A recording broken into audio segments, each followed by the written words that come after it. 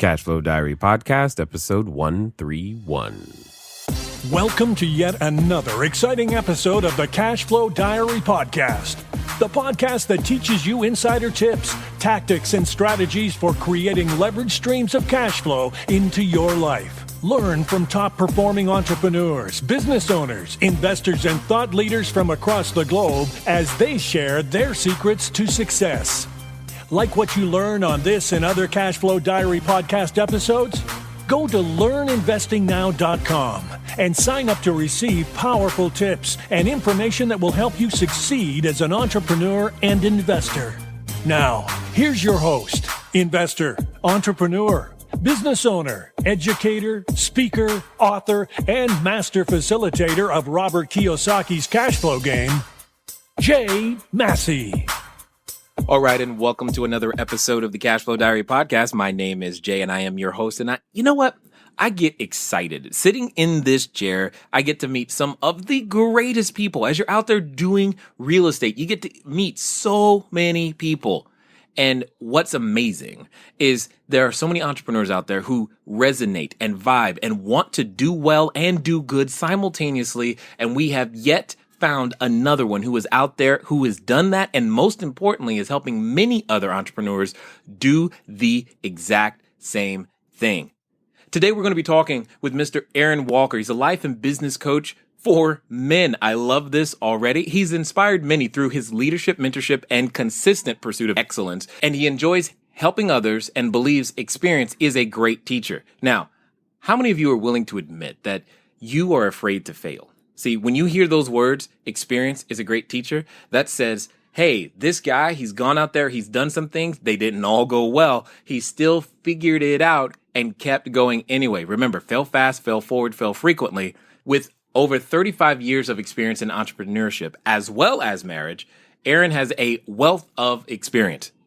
See, many times we hear of the entrepreneur who, well, is successful, but doesn't necessarily manage to keep the rest of his life together.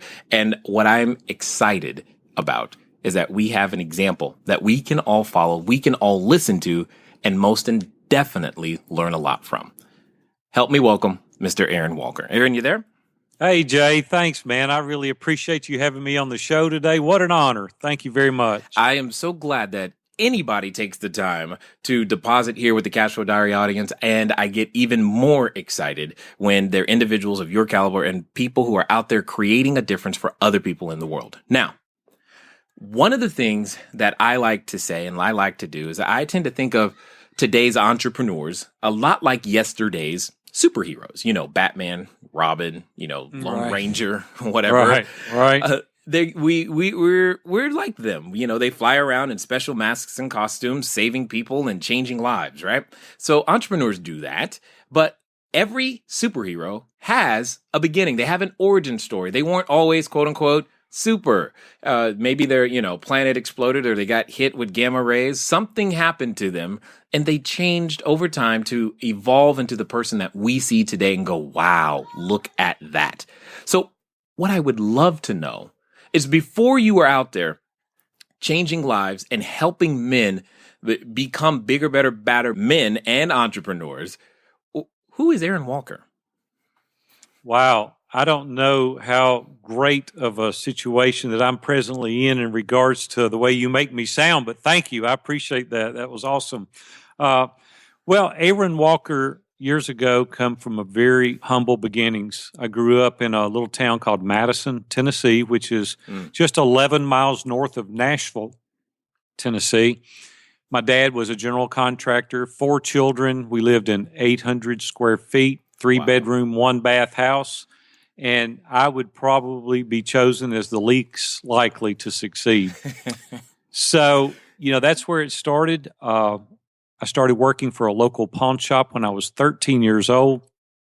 My dad had remodeled the pawn shop and invited me to help him one summer. And at the conclusion of the job, Herb Berry owned Berry's Jewelry and Loan, invited me to work there for him to do sweeping, cleaning up, clean the showcases, whatever was necessary, and started working there and absolutely fell in love with the business. When I was 18 years old, I went ahead and found a couple of partners, went in business for myself. By the time I was 27 years old, a company in Fort Worth, Texas, saw me and come and bought the store. I was done, Jay, for all practical purposes. Wow. Then I decided that at 27 years old, you can only play so much golf and you can only fish so much. So I went back and bought the pawn shop, 50% of it that I started with when I was a child.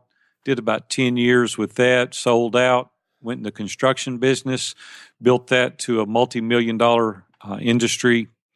Took another break, took off a couple of years, and went into life and business coaching. So that's my view from 30,000 feet. I'm happy to answer any detailed questions that you'd like, but that's just an overview of who I am. Well, yes, definitely. We will dive into some of those things, but there's a couple of things that I just want to bring out really, really quickly. Some of you probably don't know this, and you can't tell by listening to me, but I actually graduated from high school in Clarksville, Tennessee, which is not too far from Madison, Tennessee. Yeah, it's really close.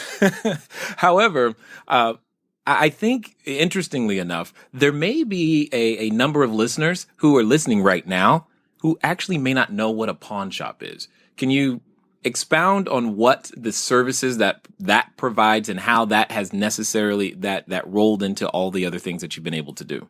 Yeah, absolutely. You know, it's funny because I worked there for 2 weeks before I knew what a pawn shop was. I noticed people bringing in tools and guns and jewelry, and they would leave it, and we'd write them up some kind of ticket, and Mr. Berry would give them money, and they'd leave. And I didn't really understand at 13 years old what borrowing money was all about.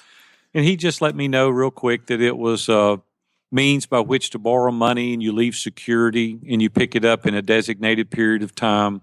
It's small collateral loans for people, and a lot of these people are unable or unwilling to go to the bank or larger lending institutions, and it's just a means by which can tide you over for a period of time. We actually did very well in that business and bought a number of stores. I've had about 8 or 9 stores over the period of my career. Spent about 27 years of my adult life in that business. And it's a very service-oriented business, and it provides a great means for people to borrow small amounts of money for a designated period of time. Yep. I definitely know where they are and what they are, because a lot of my own tenants definitely use those types of services. I know I've used them in the past, long ago, because when you need them, and it's usually a great way at it. And fortunately, or to some degree today, we've got, television, which has, what's that, Pawn Stars? I think there's Pawn Star. I wished I'd have thought of it, Jay. That was the problem. I should have thought of that. Yes, I'm sure that's helping their business tremendously as we go out there today. Now, you've done many different things, and I love the idea of you were on for a while, off for a while, on for a while, off for a while, and I find it interesting because I did something very similar to you a few years ago. I called myself taking time off, and I lasted maybe 4 months before I just got overly bored. I was playing with helicopters or remote controlled helicopters and photography equipment. Yeah. And I'm like, I got to go do something. Yeah. What I want to talk about is, I know that there's a lot of people who maybe they're in a job or maybe they're just now beginning to build their business. Their goal in their head, at least it was for me, can often be, I can't wait till I get to this point, because when I get to this point, then I'm going to do absolutely nothing. Oh, man. I would curl up and die. Absolutely. I teach guys every day that if you're working to quit doing that. Do not work just to quit. What happens is men soon find out they don't have a purpose. Right. And they don't have a reason to get up each and every day. And some of it also, and I found in my case, was a little bit selfish. I thought at 27 years old, I've got enough money to last me the rest of my life. And that was quite honestly, Jay, pretty selfish, because I had a gift to make money, and I later developed a talent to give and to help. And that was a lot more purposeful for me in my life than it was just to acquire. And so if you do have the talent to make money, try to look for opportunities and ways to help others. It's not all about ourselves. It is a lot about helping others. I did take breaks, and they were much needed breaks, because I'm a very, very hard worker. I really go at it with 110% all the time. And I needed breaks in between that period of time, but they were short breaks. A couple of them a little longer than others. As you get older, you take a little bit longer to recover. And I soon found out that I'm a creator developer. I'm not a maintainer manager. And I get very bored once I feel like that it's up and running and it just needs me to kind of assist it along. I get very bored with that. And I like to begin new challenges, start new stores, start new ventures, and it gives me a lot of excitement. Yep. I've learned that I'm a creator. They call it a creator star. Yeah, I like to amplify things and make them bigger, get them started, make them bigger, and then hand them off to someone else to run, please, because I need a new shiny object to go play with, so to speak. Right. I totally understand that 100%. But there's something interesting that I've begun to notice, and I would love to hear your perspective. As I go through and as technology becomes more a part of my own business, one of the things that I'm learning about and having to do is actually begin to work with younger individuals, younger generations, because real estate by default tends to be a little bit older for the most part, and I'm the young guy. But when you start talking about technology and how to get your marketing and all that stuff out there, you're dealing with many younger individuals. And I'm noticing there's a difference between the work ethic, the entitlement ideas, and just listening to you, I'm guessing you have an opinion about what work ethic really is, and most importantly, what's really necessary for an entrepreneur to be able to build something that lasts.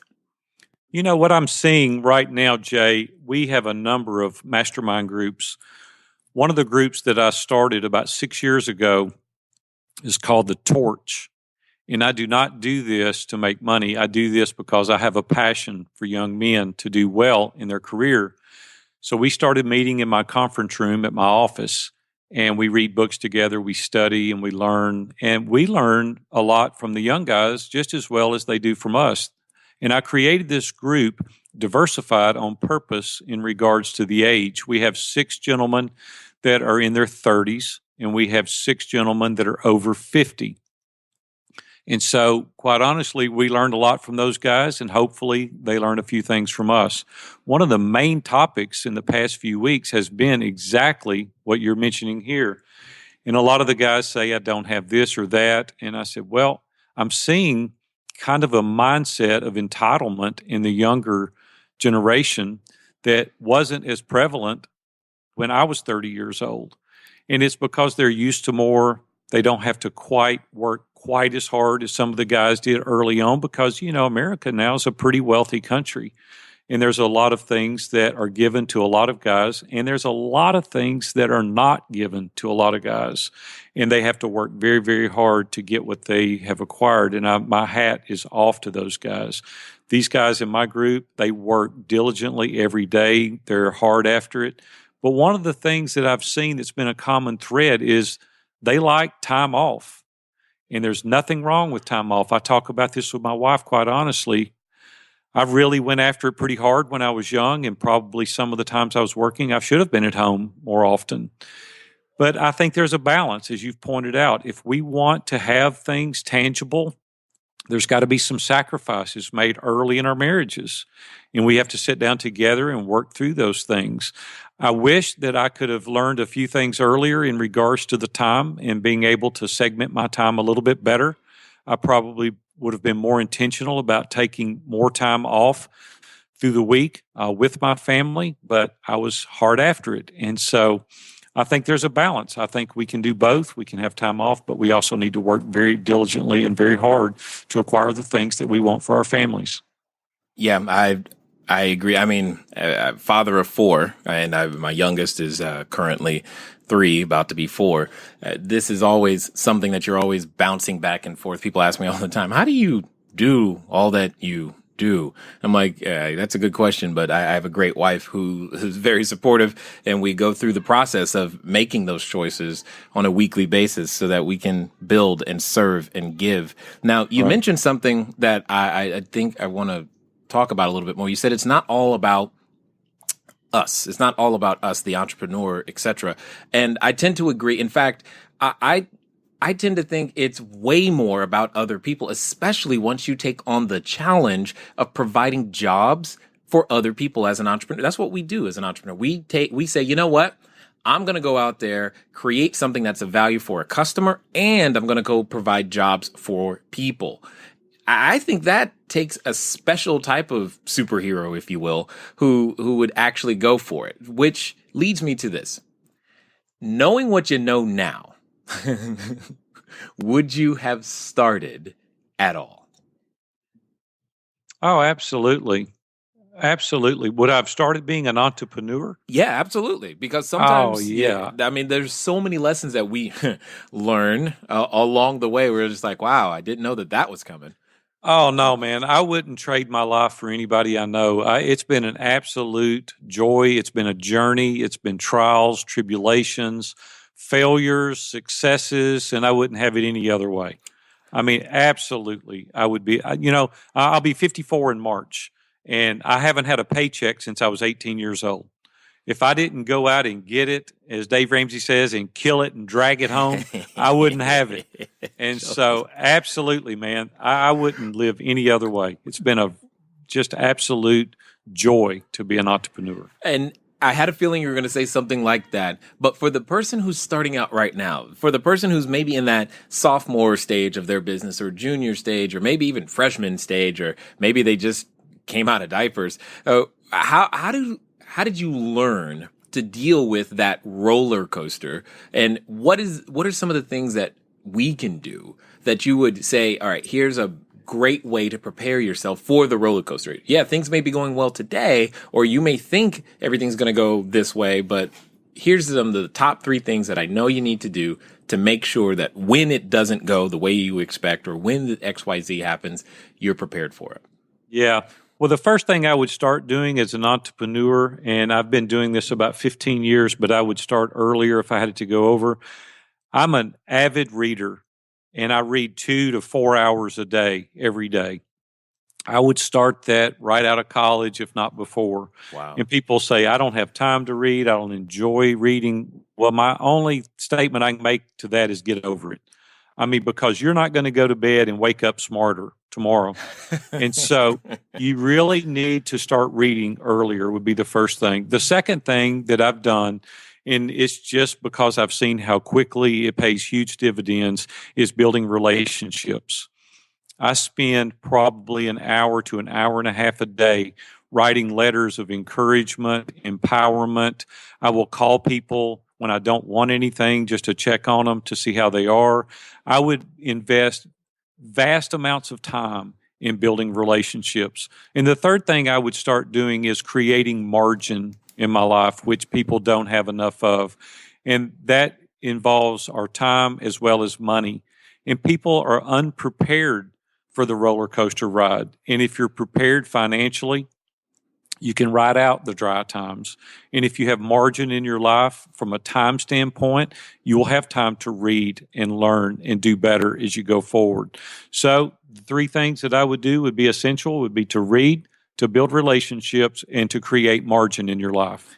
I can say that I did not expect that answer at all, especially when you said 2 to 4 hours a day. I was just like, whoa, what? I thought I was doing pretty good I've been doing a minimum of 2 books a month for, I don't know, 10 years or so now. And I was like, okay, cool. But 2 to 4 hours a day, that's a higher calling. So this, which I guess then leads me to ask, what would be the first 3 books that come to your mind? I mean, obviously, you and I both agree that the Bible is the best book, period. I get that. What else would you say? Okay, well, I have to say that myself because the Bible is, without a question, the number 1 book, right? Right. It gives all the solutions for our problems. It gives us encouragement. So as a Christ follower, absolutely, the Bible's the number 1 book. I start every day reading the Bible. I don't read on Saturdays and Sundays. I do read the other 5 days of the week. There's a couple of books. There's a couple of classics out that I love. One, Carnegie wrote, How to Win Friends and Influence People. Mm-hmm. It's a classic.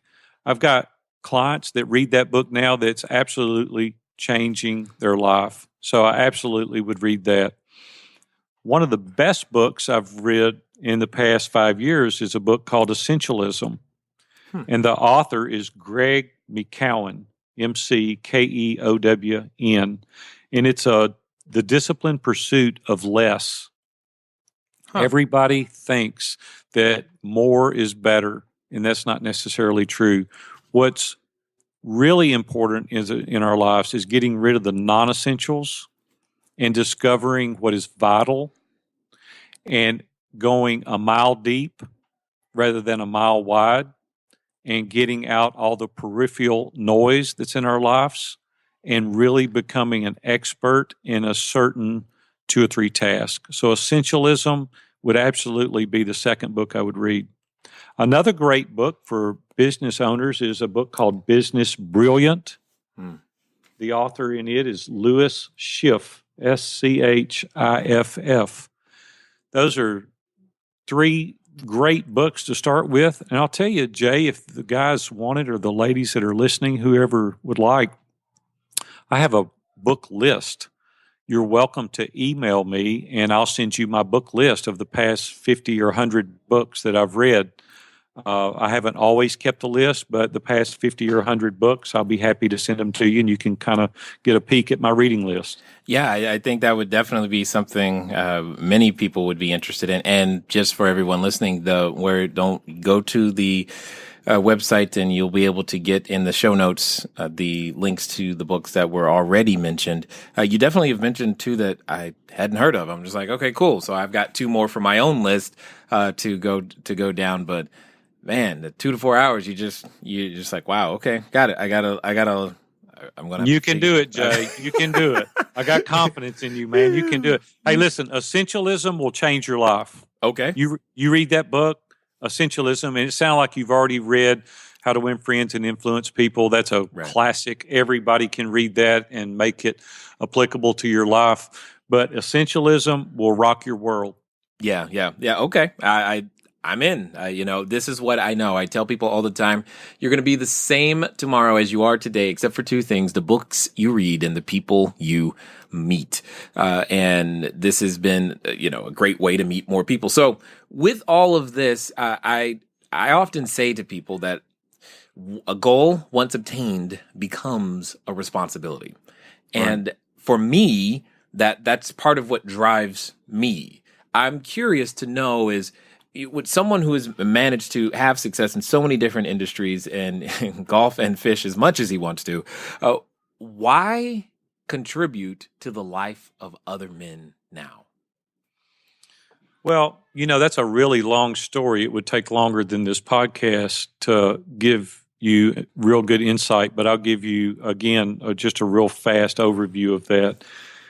When I started my first businesses, it was all about me. And quite honestly, I was very prideful. I was very arrogant. I had plenty of money. I was 27 years old. I didn't owe anybody a schedule. I didn't have any accountability in my life. And it was all about Aaron. And so fast forward a few years, and I was driving. I left our church one morning. We had a prayer session on a Wednesday morning at our church, and I hit a pedestrian on the way to my office. And it was an absolute life-changing moment for me, thinking that could have been me, and I could have been taken out at this very moment just as fast as this individual. They later ruled it was not my fault. The individual was running to catch a bus, just didn't see me. He lived 3 days in the Vanderbilt trauma unit, and it really changed my paradigm. It really changed my focus. Earlier, before the show, you and I were talking. One of my best friends is Dave Ramsey, and Dave and I have been friends for about 20 years. And Dave invited Robin and I very near that same time to go on vacation. We went down to Amelia Island, and there was a speaker there. His name was Bob Buford. And Bob taught on how to change your life from success to significance in a book called Halftime. Well, I absolutely fell in love with Bob Buford at that time. He just so resonated with me. And I decided, in light of the accident and in light of looking at my life being only successful and not necessarily significant. I would spend the second half of my life pouring into other men, trying to help them achieve their goals, reach heights they never dreamed possible, and make their life successful as well as significant. Are you tired of letting good cash flow generating ideas go to waste? Go to CashFlowDiary.com/ready to apply for a complimentary, yes, that means free, one-on-one breakthrough session. Take action now. Go to CashFlowDiary.com/ready. Again, that's CashFlowDiary.com/ready. Before we get back to today's episode of the Cashflow Diary podcast, your host Jay Massey has some important insights to share with you. Okay, guess what, guys? You probably know this already. It's a new year. What does that mean? That means you now have permission to be a completely different person than you have ever been. You give yourself that permission. And if you've been waiting, now is the time to act, move at the speed of instruction. At the end of the day, guys, you realize that you didn't have to wait for the new year to actually get started. You just chose to wait for now to get started. It's socially acceptable now to get started. Well, here's my point. Get started. Become that significant person that we are talking about today, and take one measurable action towards any one of the goals that you have now set for yourself, that I know that's in your mind. You are here because you're trying to figure out, how can I get closer to them? Well, here's the point. One of the reasons that you are listening right now is to understand that listening is one step closer. It's putting you in the correct frame of mind to go out there, to go take action. And now it's just a matter of following that up. Let's get back to the interview. Wow. Yeah, I'm stunned just by the reality of everything you're just saying right there. So, and that's what's amazing. It sometimes it takes, events like that. Many of you guys know that it took an event like that to get me to start documenting the process that my wife and I have been going through, and developing Cashflow Diary. And it took people passing away to say, hey, I need to do something. I need to contribute to others. I need to make sure that this information is not lost and is given. And I hear the same thing in what you're saying. And I love that, because now it has nothing to do with the monetary value that you receive. And it's everything about creating a bigger, better person, a bigger, better earth, universe, or, just men who are actually acting like men. And I'm just excited to right now know you, to at the end of the day. That's really what I'm getting excited about.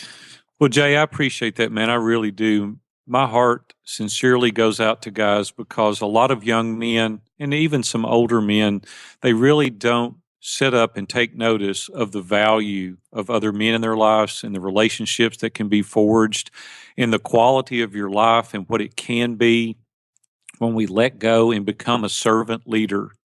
And so I just encourage guys on a daily basis to be a servant leader to their community, to their families, to the organizations they're involved in, and to their careers. And when you start investing in other people and help them achieve their goals and help them reach the milestones that they're so desperately trying to obtain, your life is better as a result of it. And it just takes a long time for guys to realize that. And sometimes, unfortunately, it takes a tragedy for us to wake up. Right.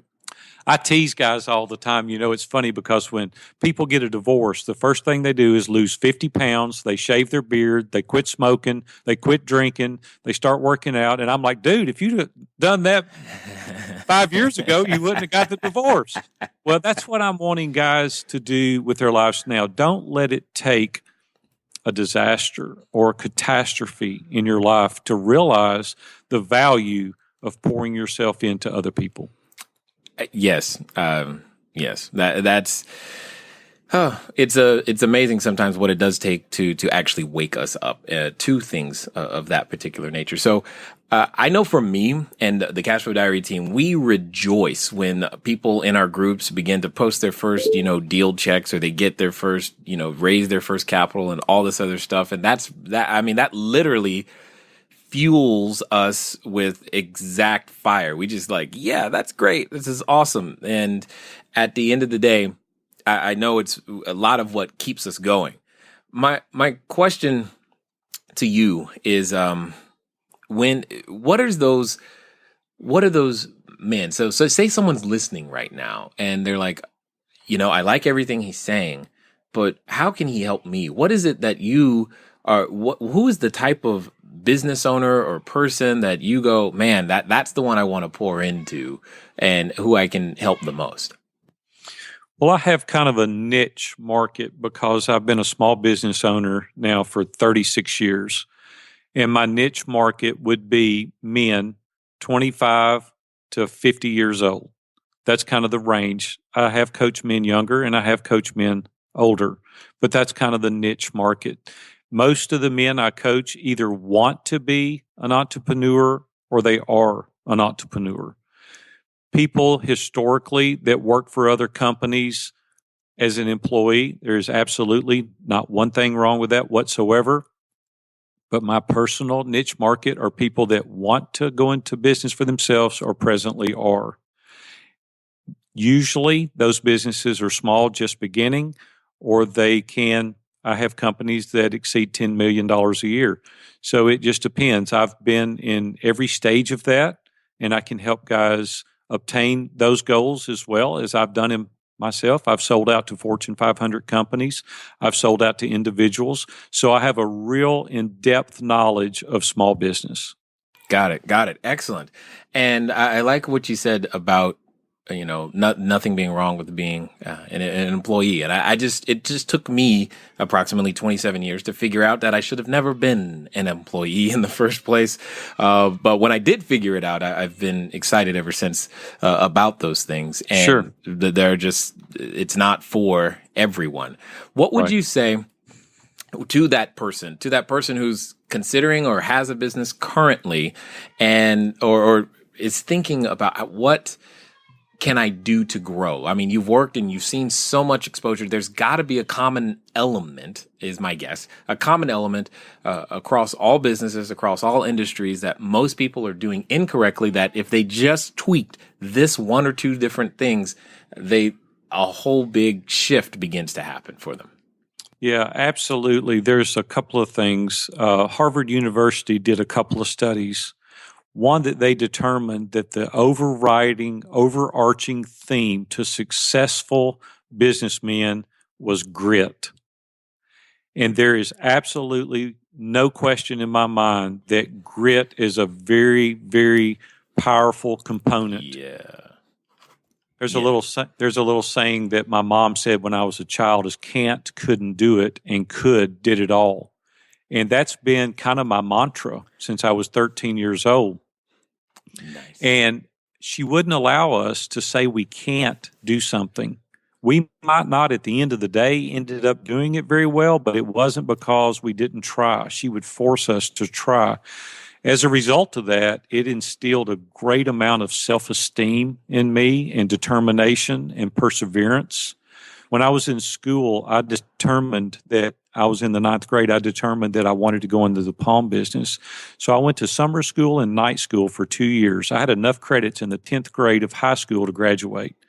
I went my junior year to compete in DECA, which is a sales competition side of DECA. And then I went twice my senior year to register and to graduate. That was the only 2 times I showed up my senior year. And it was only through sheer perseverance, grit, and determination that I was able to do that, because that schedule was grueling at that time.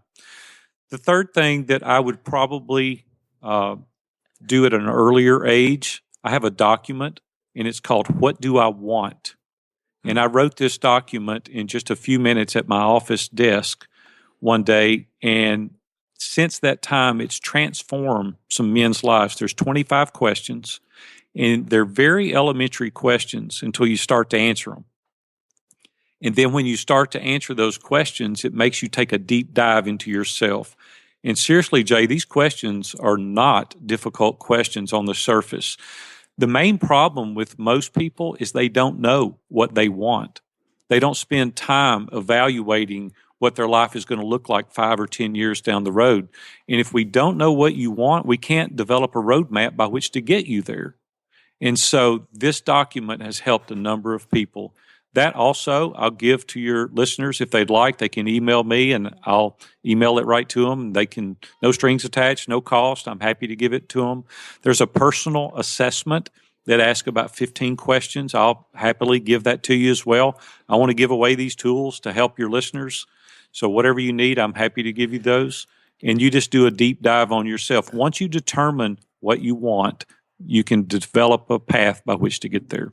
And if it's okay with you, what'll be easier is if you send it to us, we'll just post it on the site. That way they have the ability to just go ahead and download them very, very simply. That'd be great. And it'll make it that way you don't get inundated with email after email after email. But we have a very easy distribution method. Something you said that I thought was interesting. You said, you know, we don't spend enough time to figure out where we want to be 5 to 10 years from now. And I agree with you. But and this is just me. Maybe it's just me, but I have a hard time personally going that far out. I tend to bring things closer. I'll do what do I want in the next 12 months? I'll do the next 90 days. But to get to, because I've learned about myself, I absolutely underestimate what I could accomplish in 5 years. And I tend to overestimate what I can accomplish in a month.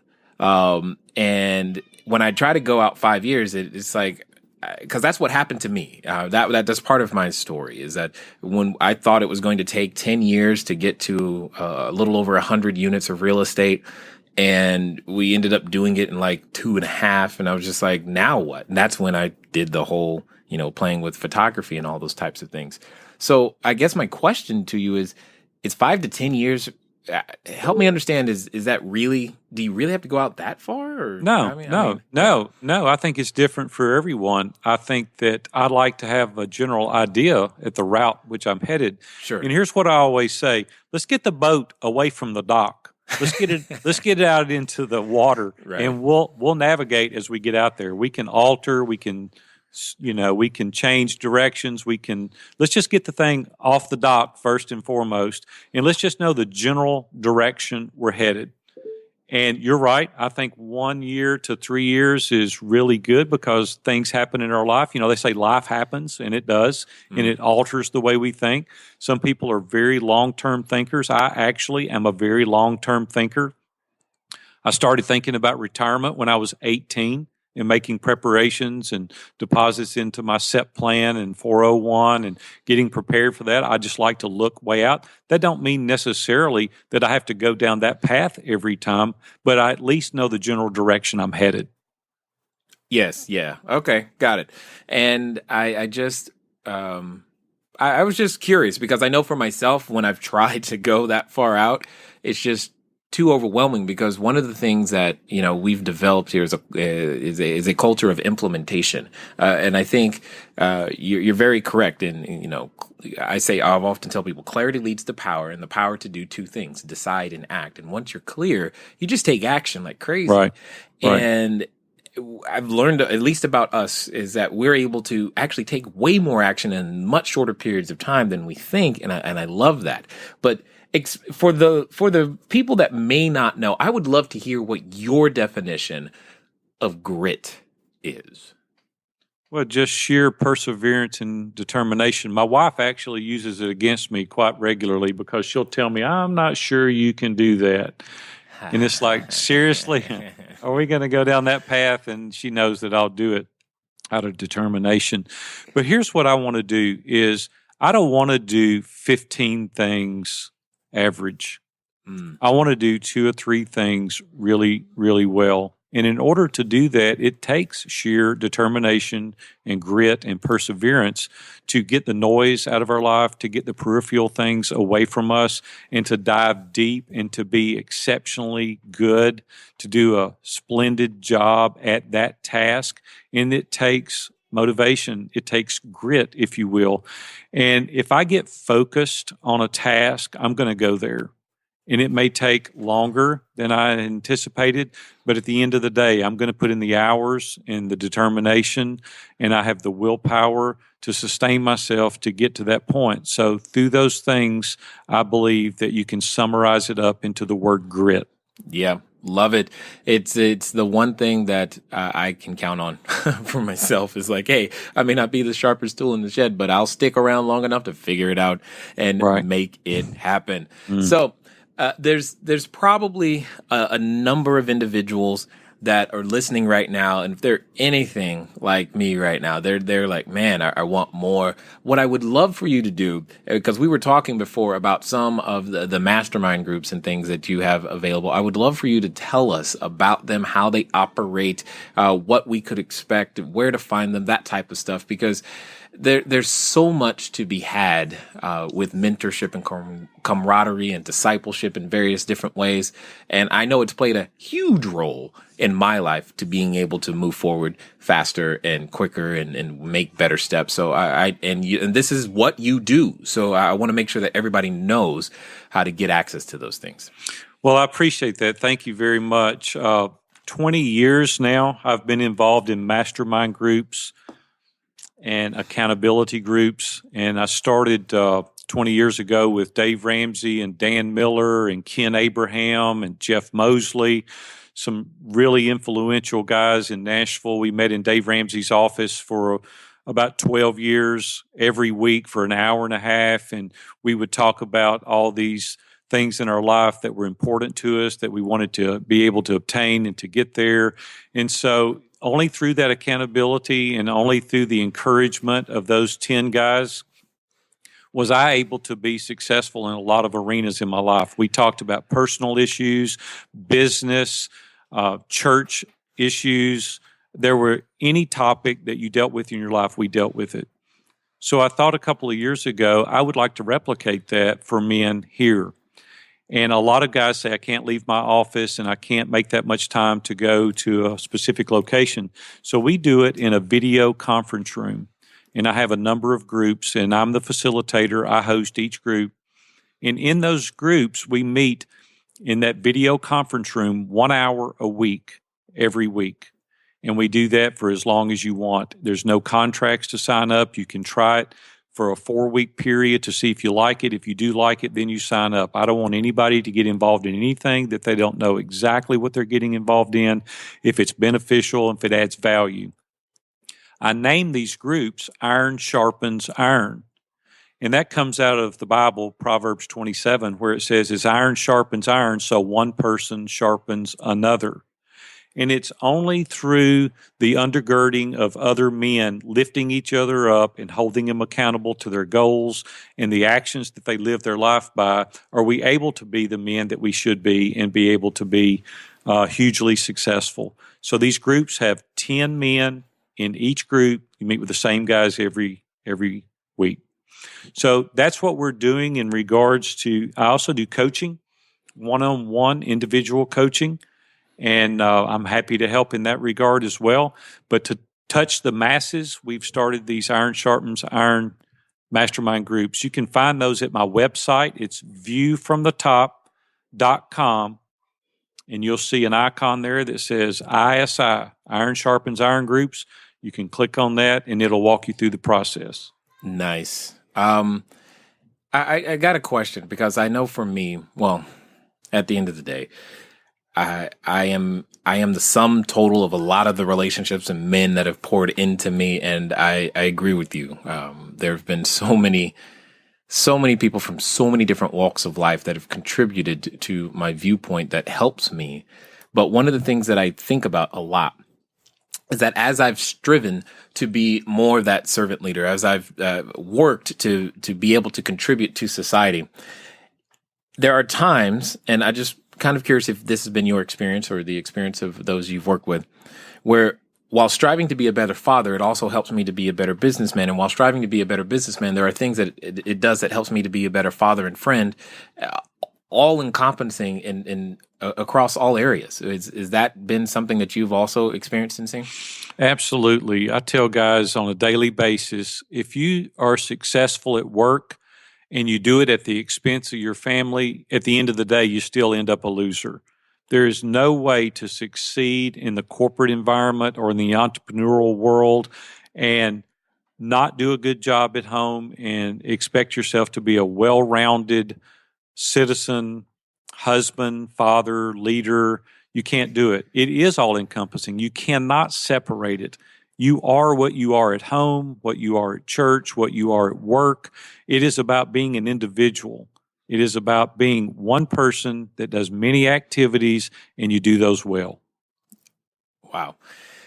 With all of that being said, what I would love to hear from you as kind of a closing comment, if you will, there's probably someone listening right now who is considering for the first time or maybe the 101st time in their life of putting on their superhero outfit and saying, you know what, I'm going to finally get dressed up. I'm going to get my cape. I'm going to go out there and make this thing happen. I'd love to know, what would you have to say to them? Well, I would say go for it. I mean, there's nothing holding you back. You know, a lot of people are fearful. They're afraid of things happening to them. And my saying for that is I fear missing an opportunity more than I fear failure. And so if there's something you're wanting to do, go for it. Absolutely go for it. The next thing I would do, Jay, is I would write it down. There was a study done in 1950 of the graduating class of Harvard University. 15% wrote down their goals. They tracked that graduating class for 50 years. At the end of the 50-year experiment, they found out that the 15 people that wrote their goals down had 93% of the total net worth of the entire graduating class. Wow. You must write it down. It must be measurable. It must be dated, and you can obtain and reach your goals if you'll go through that exercise. Love it. Well, I just want to say that it has been an honor and a privilege to get to know you, to talk to you, just to listen in so many different ways. Thank you for taking the time to invest here with the Cashflow Diary audience. Thanks, Jay. It's my pleasure, man. Thanks for having me. All right, ladies and gentlemen, you know what time it is? It is time for you to move at the speed of instruction. I can't even begin to repeat to you all the resources that have been mentioned. I mean, we've got How to Win Friends and Influence People, Essentialism, and Business Brilliant. I mean, we've got books, we've got websites, we've got wisdom on this show. And here's what I know. You're probably going to have to play this one again. So you might as well hit the rewind button and start it right now, because at the end of the day, it is okay, because the mother of retention is repetition. And I want you to make sure that you become a bigger, better, badder investor, badder person, that you can go out there and make things happen and contribute. It has been fun talking to you today. I look forward to talking to you all again real soon. Until next time.